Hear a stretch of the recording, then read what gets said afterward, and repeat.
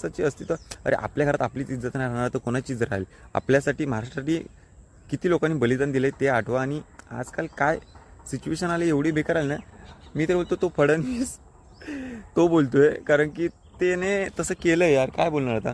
म्हणजे मला तर हिंदी असं, हिंदी मराठी संबंध नाही, इथे मराठी माणसाच्या अस्तित्वाचा प्रश्न आहे. कारण का तुम्ही तिकडून लोक येत आहेत, या आम्ही नाही बोलतो, या जागा राहा आणि गपगुमान राहा ना. तुम्ही तुमची येताय आणि तुमची वट दाखवता, ही काय फालतूगिरी, आम्ही मारू ना भाई.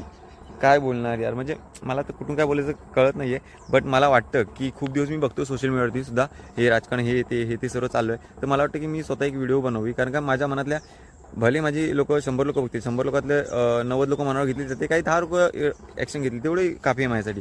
कारण काय ना, आज जर मराठी माणूस हारला ना तर यार खूप वाईट होईल पुढे. मराठी माणसाला कोण विचारणार? आजकाल तुम्ही मुलुंडमध्ये एक सोसायटी, आता मला जसं आठवेल तसं बोलत होतो की मराठी माणूस नाही पाहिजे आम्हाला, किंवा अजून किती किस्से आहेत की त्यात मराठी माणसाचा, म्हणजे मराठी माणसाला हे नाही, इज्जतच नाही यार. अरे आपण आपल्या घरात, महाराष्ट्र आपलं घर आहे आणि आपल्या घरात आपली इज्जत नाही राहणार तर कोणाची इज्जत? साला महाराष्ट्रामध्ये मला वाटत नाही 50-60% नाही, बाहेर सोडा, मुंबईचं भविष्य का, कारण महाराष्ट्र आपलाच आहे. पण मुंबईमध्ये सध्या सिच्युएशन मला वाटत नाही की 60 ते 70% मराठी असतील, 60 ते 70% बाहेरचे असतील आणि 40 ते 30% आपली मराठी माणसं असतील. ही सध्याची परिस्थिती आहे. आणि मराठी माणसं ना, साला मराठी माणसासोबत हिंदीत बोलतोय का? ही सिच्युएशन, ही एवढी सिच्युएशन आली की समोरचाही मराठी आहे, मीही मराठी आहे आणि आम्ही हिंदीत बोलतोय. याच्यापेक्षा अजून कुठली बेकार परिस्थिती येणार आहे? म्हणजे मी तर नाही बोलत आहे, मी जस्ट एक्झाम्पल दिलं. मी तर मराठी बोलतो, समोरचा हिंदी असेल तर तो हिंदीत बोलेल आणि मराठी असेल तर मराठी बोलेल. आपण फर्स्ट मराठी बोललं पाहिजे. समोरचा हिंदी असला तर तो हिंदी बोलतो, तर ठीक आहे, त्याला येत नाही म्हणून आपण हिंदी बोलायचं ना, की आता कसं सांगू मी तुम्हाला, कळत नाही. मी जस्ट व्हिडिओ काढायचा प्रयत्न करतो, माझे जेवढे विचार जसे मी इकडून तिकडून जसं माइंडमध्ये क्लिक होतात तसं बोलण्याचा प्रयत्न करतो.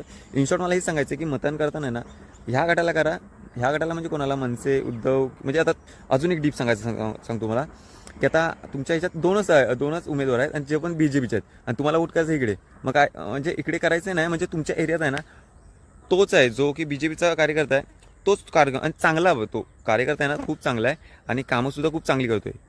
पण तुम्ही त्याला वोट देऊ नका. का बोलतोय असं? मी सरळ बोलतोय, का असं बोलतोय? कारण काय ना, तुम्ही जर तुमच्या एरियाचा विचार कराल, एरिया तुमचा ठीक आहे, चल तो चांगला डेव्हलप करेल, तुम्हाला दुबईसारखा करेल, ठीक आहे, पण त्याच्यावरती कोण आहे? ते लोक आहेत. मग ते त्याला जर काढून टाकले किंवा त्याची इन्सल्ट केली किंवा त्याच्या हातातून ते काढून घेतलं तर तुम्ही काय करणार आहात? म्हणजे तुम्ही तुमचा